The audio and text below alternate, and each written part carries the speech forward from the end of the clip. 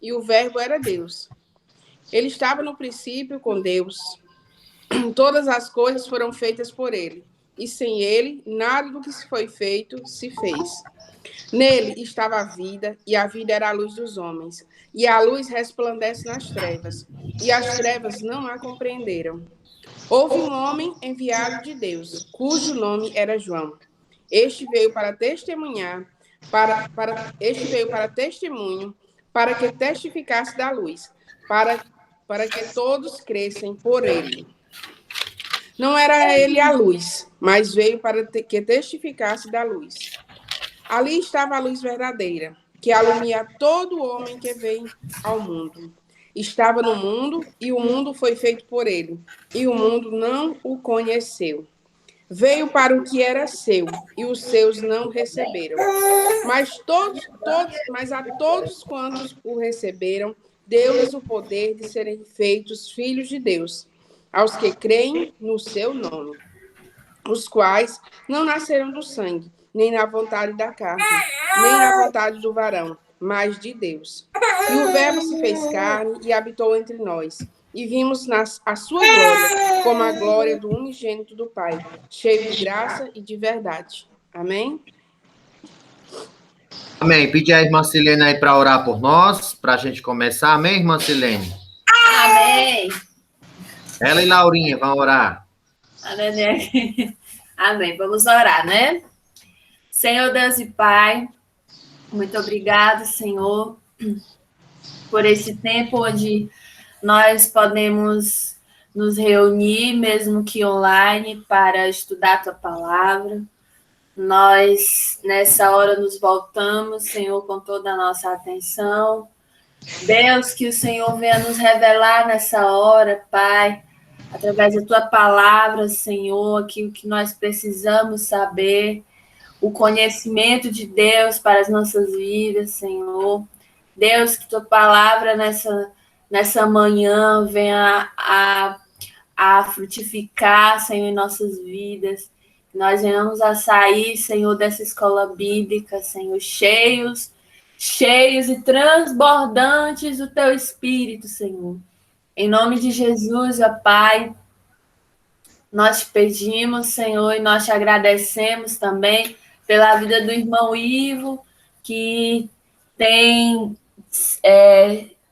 se disponibilizado em trazer os estudos, as lições. Abençoa teu servo, abençoa também a irmã Selma, sua esposa, abençoe também, Senhor, a cada um, Senhor, que participa nesse momento da Escola Bíblica Dominical, Senhor. Muito obrigada e eu te agradeço. Amém.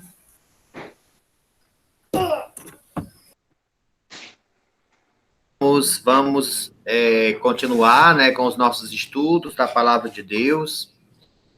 Estamos na exposição do Evangelho de João. Eu gosto muito desse livro.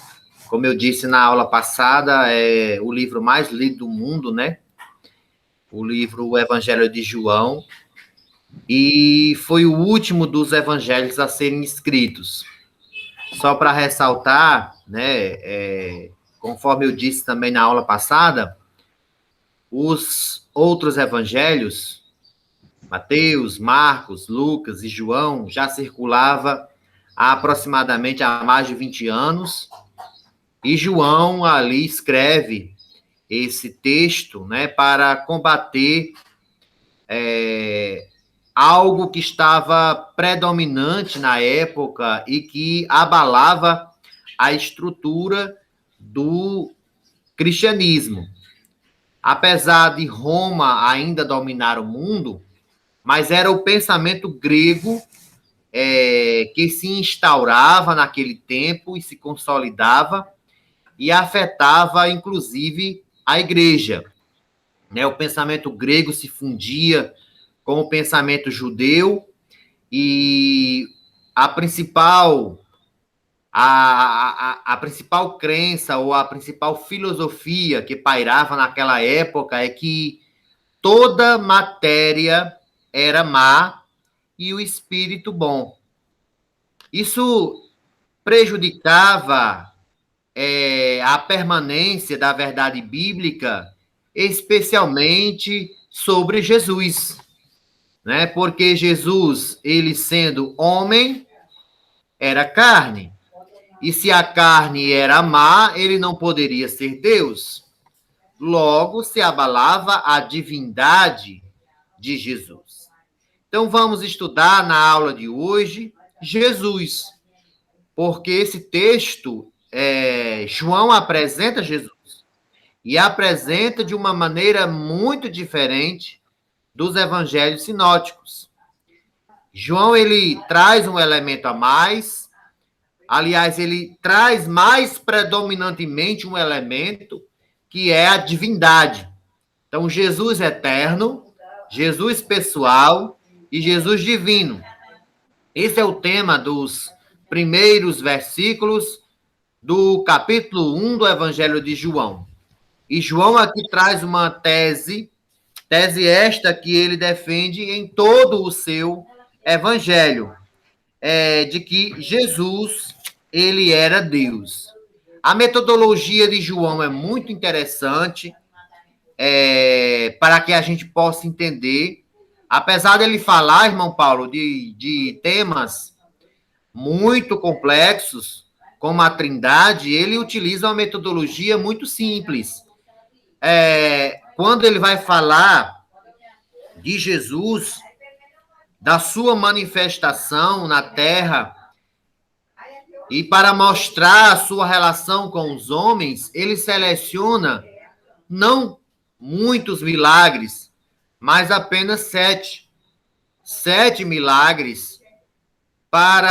Acredito que João ele foi estratégico, porque 7 é o número de Deus. Então, como ele estava trazendo Jesus como Deus, ele trouxe uma seleção de 7 milagres que nós vamos estudar no decorrer deste evangelho, para falar ali da relação de Jesus com os homens. E para ainda mais apresentá-lo como Deus, ele trouxe declarações do próprio Jesus. E ele também selecionou 7 declarações, e todas elas relacionadas àquela que o próprio Deus falou a Moisés: eu sou o que sou. E aí Jesus, ele diz: eu sou a luz do mundo, eu sou a porta, eu sou a porta das ovelhas, eu sou o bom pastor, e por aí todas as expressões que João traz em seu evangelho. Vamos lá, vamos discorrer aqui no texto bíblico sobre esse Jesus eterno, pessoal e divino. Eu gostaria que a irmã Lídia ficasse com a Bíblia aberta para que eu pudesse, para organizar aqui na minha cabeça e junto com os irmãos a explanação, que a irmã lesse novamente o versículo 1, para que a gente possa falar sobre o que João anuncia somente por meio desse versículo. Lê, irmã Lídia, por favor, só o versículo 1. No princípio era o Verbo, e o Verbo estava com Deus, e o Verbo era Deus. Olha que interessante. No princípio era o Verbo. Irmãos, a gente precisa entender de que princípio é que João está falando. Quando ele diz no princípio, ele está se referindo a Gênesis 1:1. No princípio, criou Deus os céus e a terra.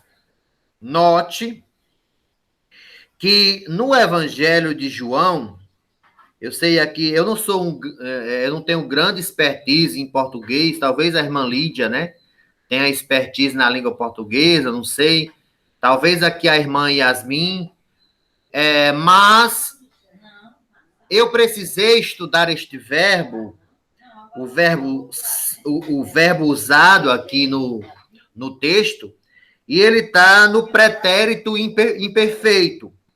Note que não diz assim, no princípio foi o verbo. Não é no princípio foi o verbo, denotando algo que já era. Mas no princípio era o verbo. Isso faz toda a diferença, porque aqui se vai demonstrar a eternidade. Então, quando ele fala de princípio, ele não está falando que Jesus se iniciou em um certo tempo. Porque eternidade não é tempo. Eu vou já explicar para os irmãos. Eternidade não é tempo. Tempo é cronológico, tempo é meteorológico, e nós não entendemos eternidade.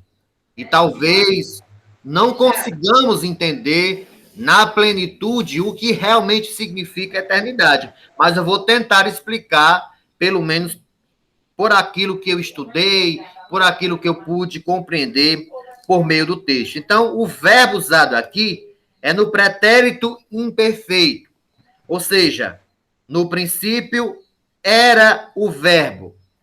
Note que quando Gênesis, lá em Gênesis 1 está escrito, no princípio criou, criou já é no pretérito perfeito, porque ali está demonstrando um tempo, porque realmente foi naquele momento que Deus criou. Agora, quando se diz no princípio era o verbo, era Jesus ativo, atemporal. Ele ativamente, junto com o Pai, cria todas as coisas. Então, João começa a levantar uma tese para combater o gnosticismo, que negava a divindade de Jesus, negava também a sua encarnação. Ele dizia, ele é Deus e ponto final. No princípio era o verbo, e o verbo estava com Deus, e o verbo era Deus. Não é o verbo foi Deus, o verbo era. Então, se o verbo era Deus como ele é, não está dizendo o tempo aqui, mas está falando do seu próprio ser. Ele é divino. Então, João apresenta Jesus divino. Tudo que teve um princípio, tudo teve um princípio, tudo, inclusive a criação da matéria e da energia. Tudo teve um princípio, mas o verbo era. Tudo teve um início, mas o verbo era. O verbo é pré-existente, logo o verbo é eterno. Por que nós temos a dificuldade de entender isso? Existe um filósofo chamado Aristóteles, que ele diz uma coisa interessantíssima, porque assim, eu noto que de vez em quando na história da humanidade, nós temos seres iluminados que escrevem coisas relevantes e que são coisas atemporais. Olha só, Aristóteles, há quanto tempo ele escreveu e ainda faz sentido o que ele disse mesmo sendo um homem. Ele disse assim que nós não conseguimos entender muitas coisas, mas nós só conseguimos entender as coisas quando elas estão dentro das nossas dimensões. E quais são as nossas dimensões? Tamanho, tempo, espaço. Você, quando está ensinando, a irmã Yasmin é professora de crianças, quando você está ensinando matemática para as crianças, 2. O que é 2? 2 é um conceito, é um número. Você precisa mostrar fisicamente, olha aqui, 2 dedos. Então, é preciso estar se remetendo a uma matéria, né, a algo existente para se entender o conceito. Nós só entendemos as coisas dentro do espaço, dentro do tempo, do tamanho, grande, pequeno, maior, menor. Nós só vamos entender, irmão Paulo Sérgio, se a gente olhar e for... esse dedo é menor do que este. Logo, eu vou notar que o maior é o mais comprido, é o que está mais elevado, esse é menor. Enfim, nós só entendemos as coisas por meio das nossas dimensões. Agora, falando de tempo. Diga aí, irmão Paulo Sérgio, você quer falar? E só completando aí o que o irmão falou, e o João falou também, que Jesus estava na criação, a prova é em Gênesis 26, onde Deus diz, e façamos o homem a nossa imagem e semelhança. Ó, no plural, façamos. No plural. Glória a Deus, Jesus Cristo estava lá. Muito bem, é verdade. Então, note, vamos falar de eternidade. João, ele estava aqui defendendo uma tese de que Jesus era eterno. Usou o verbo correto no pretérito imperfeito. Não é que no princípio foi o verbo, no princípio era o verbo. Então, Jesus sempre foi Deus. Eu gosto de um exemplo que o Hernandes Dias Lopes usa.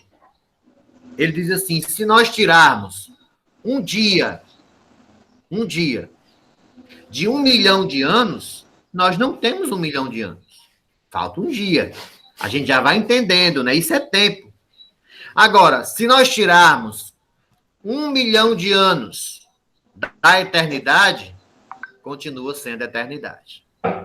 Note a nossa dificuldade de entender o que é eternidade. Porque não está dentro do tempo, não está dentro do tamanho, não está dentro do espaço, não está dentro das nossas dimensões. Logo, é pela fé. Porque a eternidade é fora de tudo que nós podemos compreender. Então, a eternidade não é tempo. A eternidade é um atributo, é uma qualidade de Deus. Somente ele tem esse atributo, o atributo da eternidade. Aí ele vem apresentar, além desse ser eterno, ele vem a apresentar um ser pessoal. Então, Deus não é um ser distante, é uma pessoa. Co-igual, co-substancial com o Pai. Tem um autor, C.S. Lewis, que ele diz assim, só temos como analisar as coisas que Jesus disse sob 3 perspectivas. Primeiro, ou ele era um mentiroso, ou seja, o que ele disse ser, ele não era, ou ele era um lunático. Lunático é a pessoa que diz ou que pensa ser o que não é. Então ele pensava ser Deus e não era Deus. Ou ele é Deus. Não tem como você analisar se não sob essas 3 perspectivas. Você negando que ele é Deus, ou você está dizendo Jesus é mentiroso, ou você está dizendo que ele é lunático. Então, como crentes, como servos de Deus, nós só podemos compreender que ele é eterno. Irmã Lídia, leia os versículos que se seguem ao versículo 1, por favor.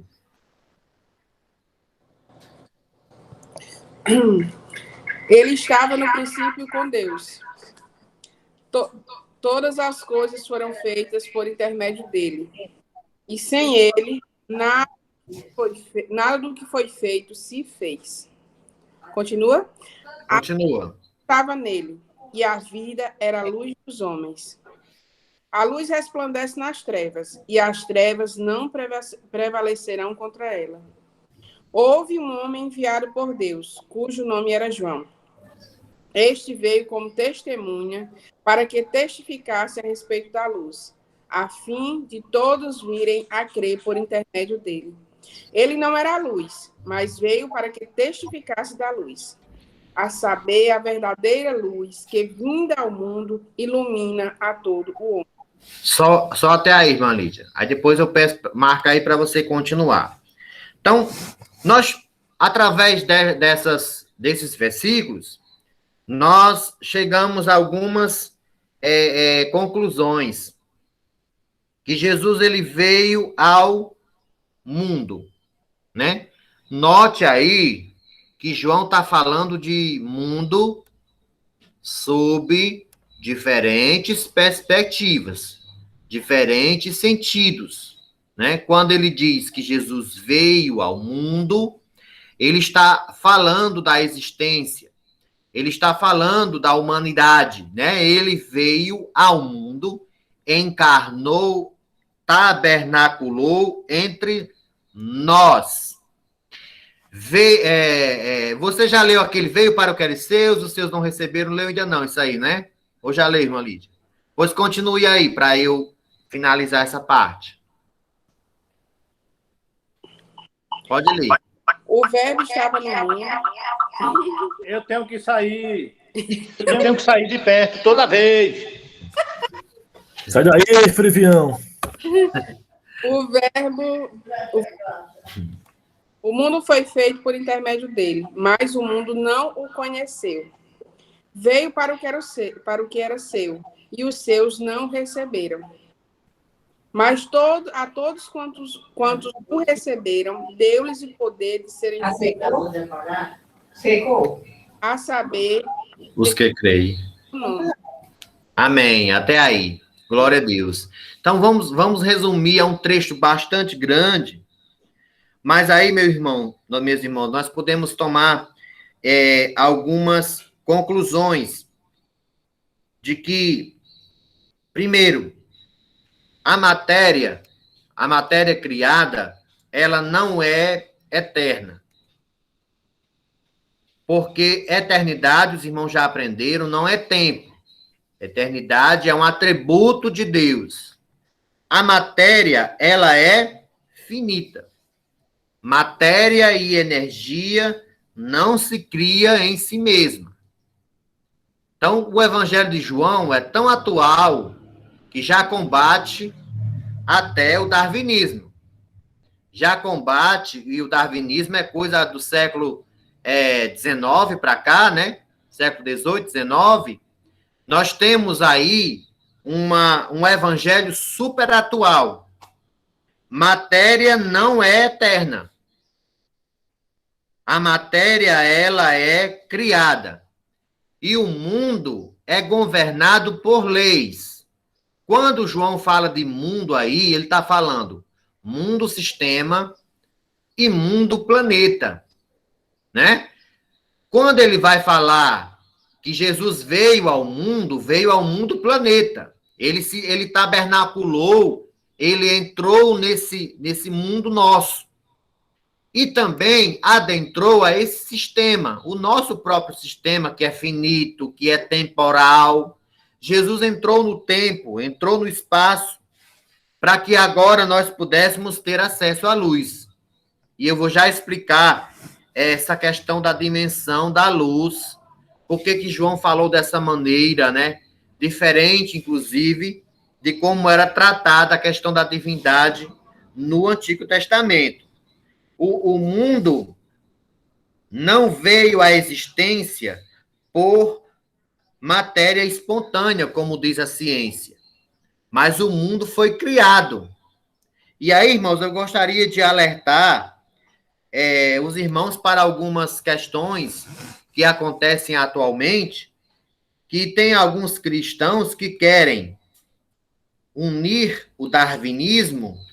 Não tem nada de você, eu mesmo que sou da academia, trabalho numa universidade, sou professor universitário, eu posso falar do darwinismo porque me é obrigado, mas eu nem acredito nele e nem posso uni-lo às questões cristãs, porque há quem queira unir o criacionismo ao darwinismo, dizendo, não, mas Deus, ele realmente criou o mundo. mas ele criou em bilhões e bilhões e bilhões de anos, como diz a ciência. Se você fizer isso, você vai negar a historicidade do texto. Você vai negar a existência de Adão e Eva, que só vai dar aproximadamente uns 6.000 anos. E a escritura está dizendo que eles são as primeiras criaturas humanas que Deus criou. Então, nós não podemos pensar que a humanidade, que as coisas criadas, a matéria e todas essas leis que regem o mundo, em bilhões e bilhões de anos. Primeiro que não é possível uma explosão resultar num mundo tão organizado. E aí o mundo que fala João, o sistema também planetário com toda a sua complexidade. Não é possível, irmãos, que o caos produza o cosmos. Eu gosto muito de uma metáfora. É como se você pegasse, irmã Lídia, um monte de letra, pegasse assim, milhares de letras, joga para o alto. Aí, quando cai no chão, cai uma enciclopédia. Então, é preciso de mais fé para acreditar no darwinismo do que de acreditar na Bíblia. Pelo menos a gente tem um registro histórico da experiência de Moisés, da revelação. E o darwinismo não teve nenhum laboratório para provar nada. Eu não divulgo isso em rede social, não perco meu tempo combatendo com isso, porque eu vou só arrumar problema. Mas como a gente está num contexto aqui de cristãos, vocês podem muito bem combater e não acreditar e conviver em paz com isso. Manter a paz com o mundo, né? É possível que a gente mantenha a paz com o mundo. Veja, o mundo é governado por leis. Nós estamos a uma distância do Sol que é possível a vida. Você sabia que se não fosse a Lua, não era possível existir vida na Terra também? A Lua controla as marés. Então, o mundo é governado por leis. A gravidade só tem na Terra. Nós não temos essa lei em outro planeta, porque o homem já fez essa visitação em outros planetas. Então, veja, nós temos um mundo governado por leis. Pensar que isso foi criado do caos, como eu já disse, é pensar que você jogou uma letra para cima e caiu uma enciclopédia. E o Ariano Suassuna, Ivo, ele falava algo parecido com o que você disse. Ele disse, eu preciso ter muito mais fé para acreditar que o homem veio no macaco do que acreditar em Deus. Eu prefiro acreditar em Deus. Ele falava isso, ele citava, né, os grandes homens, artistas, para dizer como é que um caos, né, um ser primata, que ainda hoje é primata, com limitações primatas, pode ter evoluído a um ser tão inteligente como o ser humano. E aí, hoje, com a neurociência, descobriu-se que o nosso código genético, ele dá para fazer vários laços na Terra. Então, cada ser humano é como se fosse um universo de tão complexo que é o ser humano. Então, toda essa... E uma coisa está intrigando a ciência, não é só o mundo, o mundo macro, mas o mundo micro. Diz os cientistas que numa folha, uma pequena folha, é mais complexo do que uma cidade como Nova York, do que São Paulo. Uma folha. Então, uma coisa tão complexa como é a vida, não pode ter vindo do caos. Essas questões não são discutidas na universidade porque Deus foi expulso da universidade. Não tem problema. Ele continua sendo Deus. nós não temos como ter evoluído, né, de bilhões e bilhões de anos. Nós não sabemos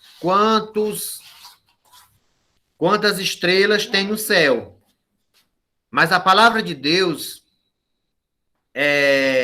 e os cientistas falam, a palavra de Deus diz que Deus nominou todas as estrelas pelo seu nome.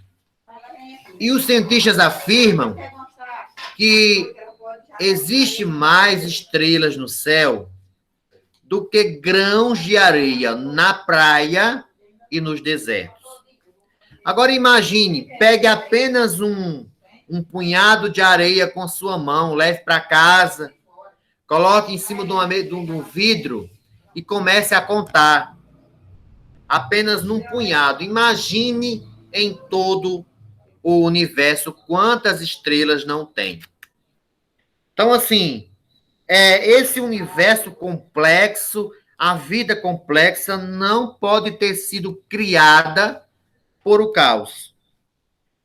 E aí o texto também, irmãos, vai ressaltar uma coisa interessante, vai falar do precursor aí, né? Houve um homem, João fala em terceira pessoa, né? Não fala em primeira pessoa, houve um homem, porque ele está falando de João Batista, né? Houve um homem que foi enviado por Deus, cujo nome era João. E ele veio para que testificasse da luz. Quando João, o apóstolo, apresenta o João Batista, ele está ali inaugurando um grande silêncio. Melhor, ele está finalizando um grande silêncio que houve, né? Porque o período interbíblico de que se fala, entre Malaquias, que foi a última vez em que houve voz de Deus, até chegar aí em João Batista, o profeta desse tempo, para anunciar a luz, foram 400 anos. Então, quando João diz assim, houve um homem enviado por Deus, cujo nome era João, ele veio para que testificasse da luz. Então, essa luz é Jesus. Eu queria até abrir aqui um parêntese, que o único atributo de todos os outros que ele fala, né? Eu sou o pão da vida, eu sou o caminho, a verdade e a vida, eu sou o bom pastor.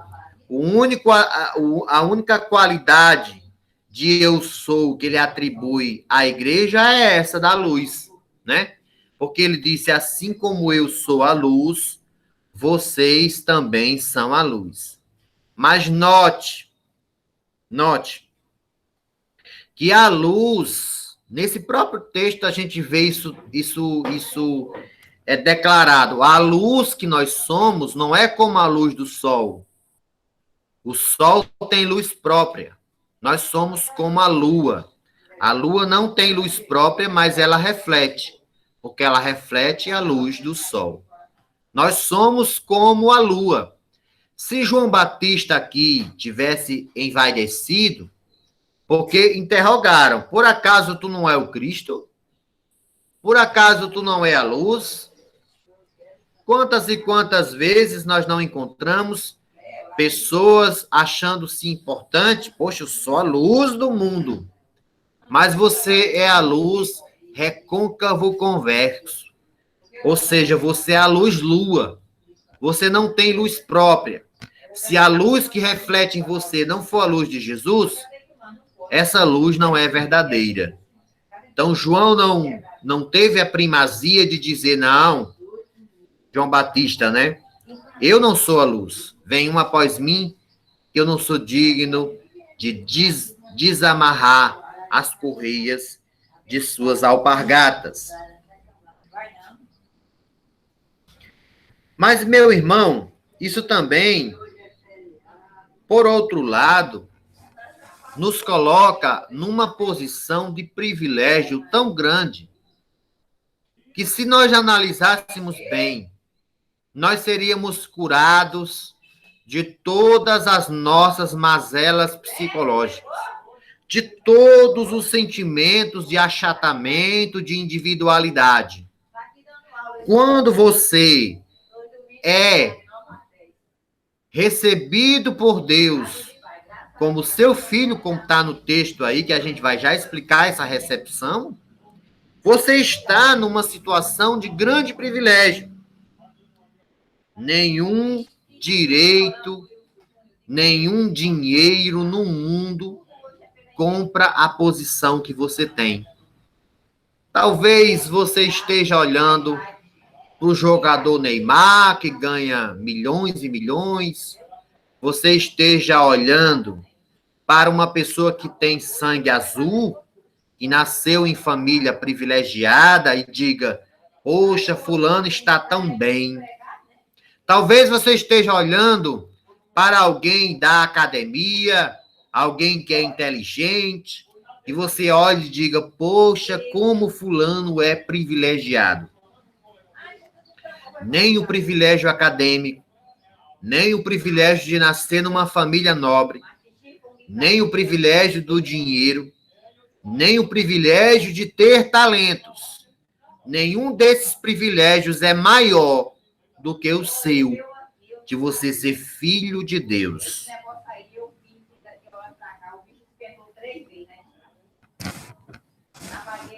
Toda a autoestima achatada deveria ser combatida por essa verdade. Isso aqui, irmãos, é o exemplo de que intelectualidade não é a mesma coisa de sentido. As pessoas sabem sobre essa informação, mas não acolhem em si. Que nós possamos parar para acolher o que nos foi dado e que agora possamos nos livrar de toda a autoestima achatada. Eu queria que a irmã Lídia lesse, acho que é o versículo 13, para a gente, para que a gente possa dar continuidade à explanação. Lá vai Paulo se desalojar. Os que nasceram, os quais não nasceram do sangue, nem da vontade da carne, nem da vontade do homem, mas de Deus. Olha só, meu irmão. João diz assim: veio para o que era seu, mas os seus não o receberam.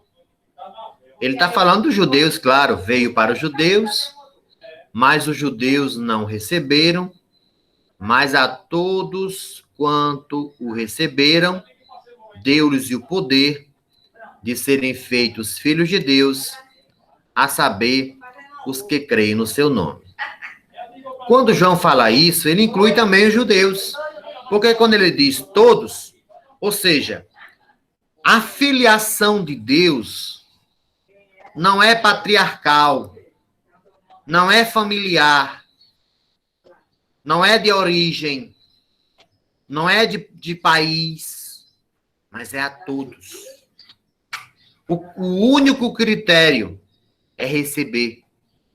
A todos quanto receberam, deu-lhes o poder de serem feitos filhos de Deus. Explicando aí o versículo 13, por que João diz assim? Não é da vontade do sangue. Sangue dá a ideia de hereditariedade. Os filhos do irmão Paulo, porque ele é crente, não quer dizer que eles sejam salvos se eles não se converterem. Apesar de que eles já são adultos, acho que já confessaram. O outro irmão Paulo aqui, que é o Paulo Souza, ele tem uma bebezinha. O fato do irmão Paulo Souza ser crente não quer dizer que a filha dele seja salva. A irmã Silene aqui, com o irmão Frivião, tem uma bebezinha, mas a filha deles não é crente. Ela não é salva ainda, né? Então, não é por hereditariedade. João diz, não é o sangue. Não é pela vontade do sangue, porque nenhuma família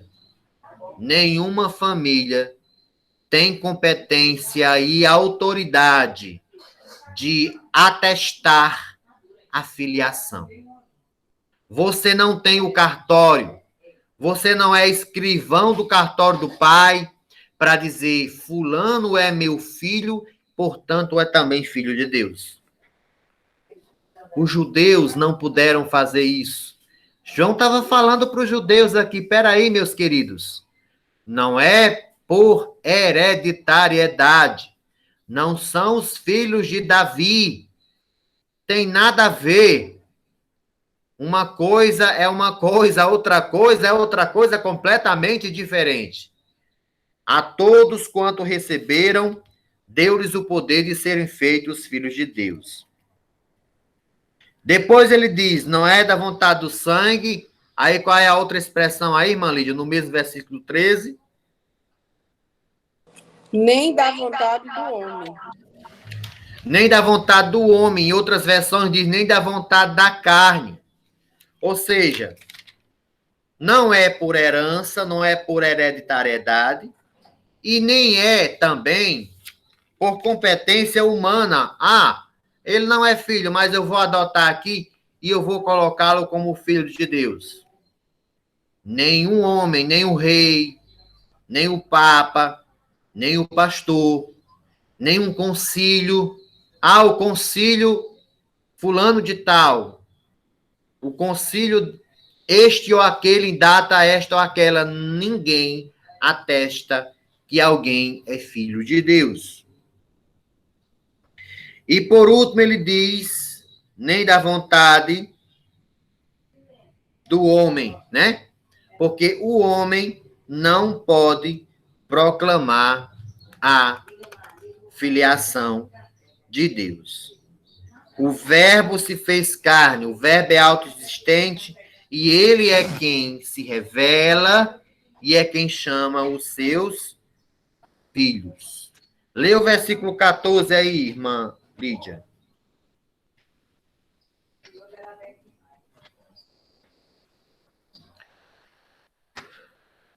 Microfone.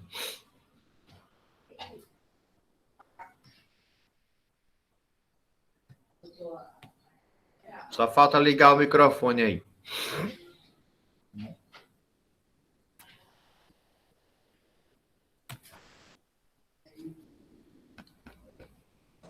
Pronto, desculpa aí. Deixa eu sair de novo.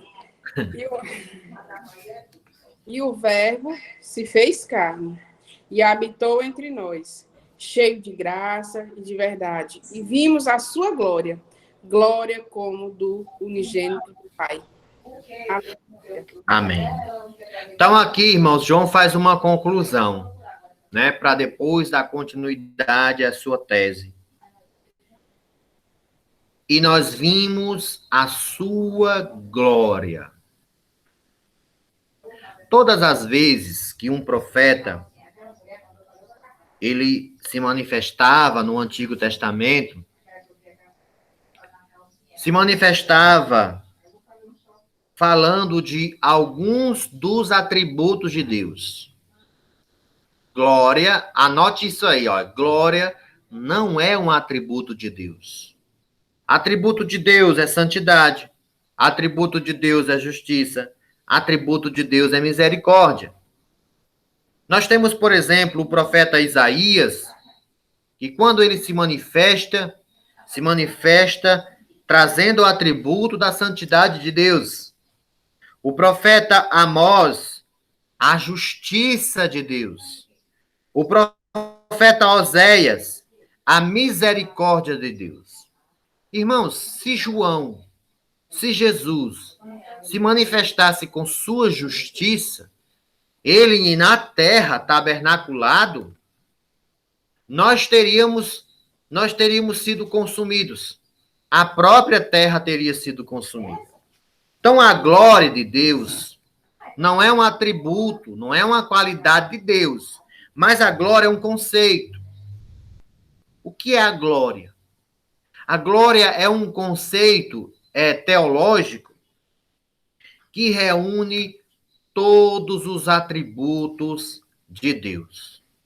Jesus não economizou, não veio apenas em santidade, ou em justiça, ou em misericórdia, reuniu tudo. E vimos a sua glória, a glória do unigênito de Deus. A exata expressão de Deus. A glória do Filho de Deus. Então, reúne todos os atributos de Deus na sua manifestação plena.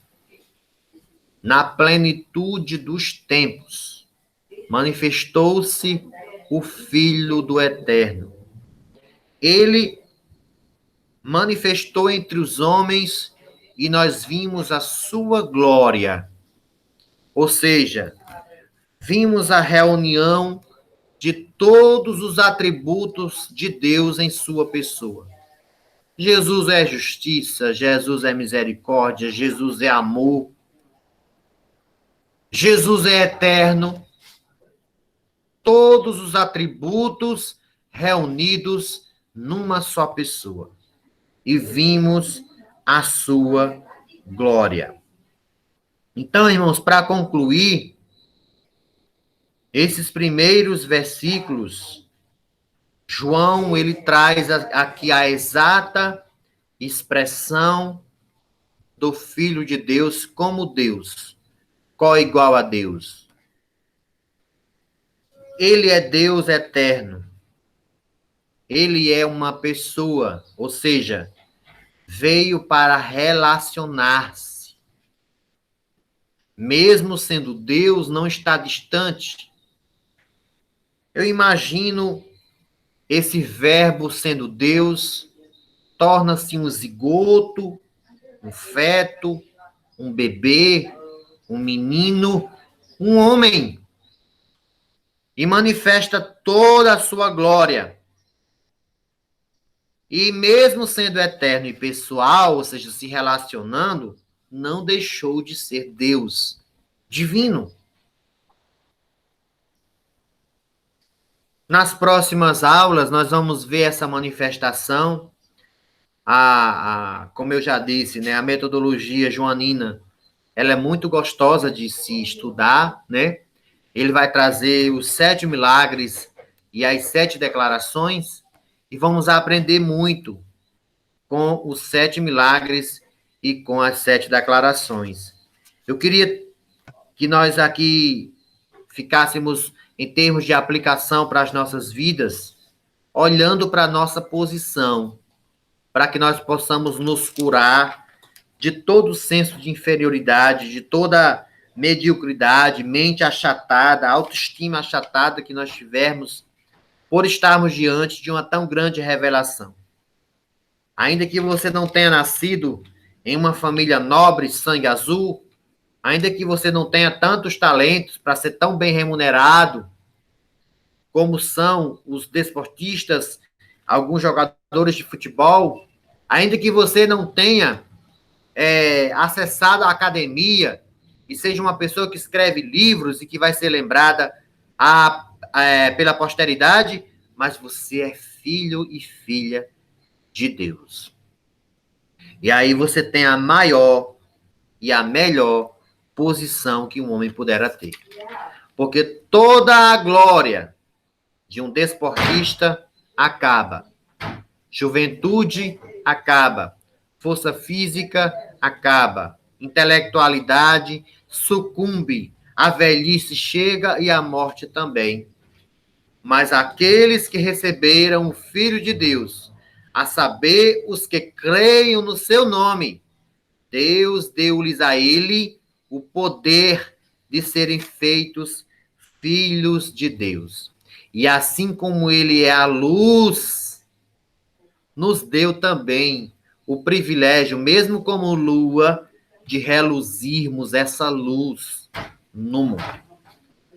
João é o único escritor que traz esse conceito dessa forma. Por isso o Evangelho de João é tão completo, tão maravilhoso e tão gostoso de estudar.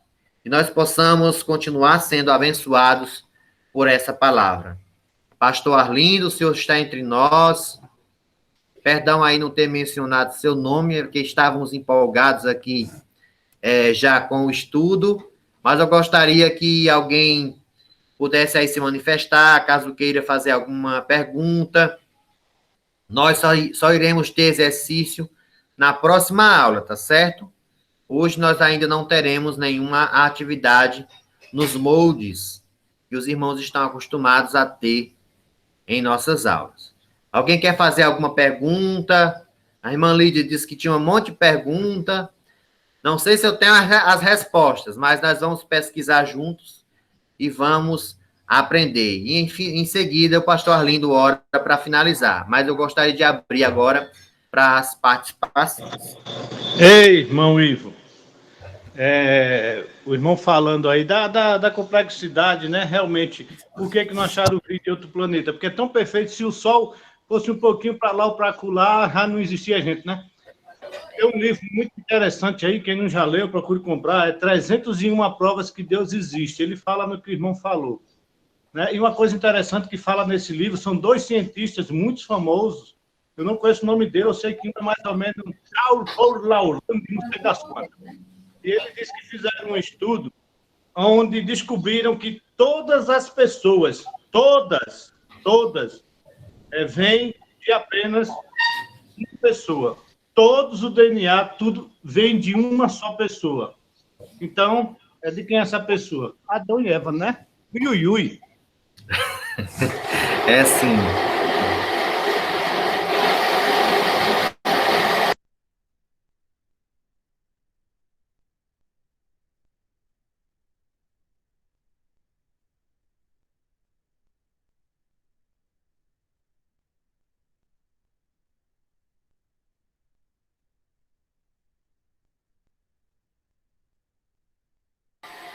Então vamos. Alguém tem alguma pergunta, alguma coisa, alguma colocação?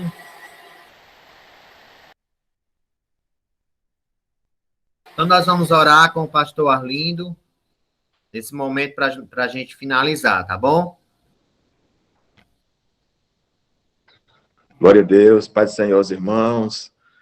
Que belíssimo estudo hoje, né? Isso enriquece conhecimento e ajuda a nos ajustar cada dia com o conteúdo sagrado, com a vontade do Senhor, né? Bênção do céu, e vamos continuar nessa participação, e a gente vai ter muito o que aprender, não é isso? Amém? Lembrando que à noite nós temos o culto às 6 horas, e culto presencial já estamos fazendo, e gostaria que os irmãos comecem venham a participar e a gente adorar a Deus aqui juntos, fazer um belíssimo culto para Deus, né? Para louvar o Senhor Jesus, tá bom? Amém, glória a Deus. Vamos orar então? Senhor Deus, em nome do Senhor Jesus Cristo, queremos neste momento nos colocar diante de Ti, Pai, para agradecer a manhã maravilhosa, esse tempo especial de estudo da Tua Palavra. Pai amado, queremos agradecer ao Senhor por esse tempo precioso, Senhor, onde nós, ó Deus, aprendemos, crescemos, temos esse tempo especial diante da Sua Palavra. Abençoa Teu povo, Senhor, trazendo conhecimento, ajudando a crescer. Ó Deus, a Tua Palavra é que oferece o crescimento para as nossas vidas. O Senhor, Tua Palavra diz que um planta, outro rega, mas o crescimento vem de Deus, é Deus que dá o crescimento. E a Tua Palavra está aqui exatamente, Senhor da glória, para proporcionar esse crescimento em nossas vidas, mas, Senhor, queremos que os nossos corações estejam atentos a esta palavra, Senhor da glória, recepcionando bem esta palavra, para que possa, assim, transformar cada dia as nossas vidas. Nós oramos para que o Espírito Santo venha agir em nossas vidas com toda liberdade e nos conduzir no caminho santo, na vontade de Deus. Pai, opera maravilhas em nossas vidas, fazendo que cada um de nós sejamos muito mais fervorosos na caminhada cristã, muito mais aplicado, muito mais comprometido na caminhada com o Senhor. No nome do Senhor Jesus, que haja um coração alegre em servir, um coração disposto a servir, um coração voluntário no servir o Senhor, em nome do Senhor Jesus Cristo. Pai querido e santo, e que nós possamos, meu Senhor, desfrutar de Ti todos os dias, ó Pai, e declarar que Tu és o nosso Deus, que Tu és o nosso Senhor, em nome de Jesus Cristo. Abençoa nossas vidas nesta manhã. Pai, que a família de cada um dos Teus servos que está participando desse estudo seja uma família abençoada, tenha entendimento, tenha compreensão, que todos creiam, todos se voltem para Ti, que todos sejam abençoados em nome do Senhor Jesus, Pai. Em nome do Senhor Jesus, ajuda cada um dos Teus servos. Eu oro para que a mão de Deus esteja, Senhor, sobre a Tua igreja, sobre cada um dos Teus filhos. Levanta uma igreja forte, levanta uma igreja poderosa, levanta uma igreja viva, Senhor, cheia do poder de Deus, para declararmos a vida de Deus neste mundo de morte e de trevas. Nos abençoa grandemente, nos usa assim para a glória do Teu nome. Muito obrigado por Sua graça maravilhosa.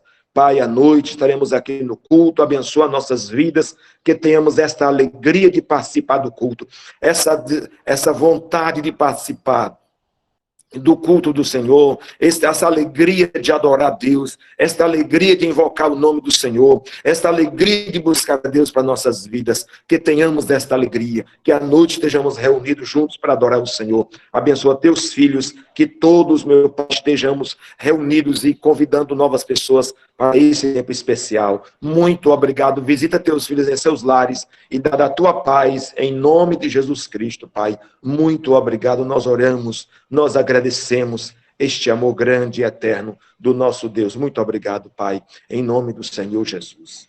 Amém. Amém. Ei, pastor, o culto hoje será na igreja ou lá em cima? Meu irmão, ainda vai ser aqui, porque nós vamos precisar comprar um roteador lá para trás para transmitir lá. E como a gente não tem esse roteador agora, a gente faz aqui embaixo, porque também a gente precisa pintar as paredes, porque criou um lodo com a chuva, tem que comprar tinta, tem que pintar, e tem que fazer, e ajeitar uma iluminação também. E a gente tem que comprar esse material, e a gente não comprou, porque a gente não está tendo dinheiro para isso.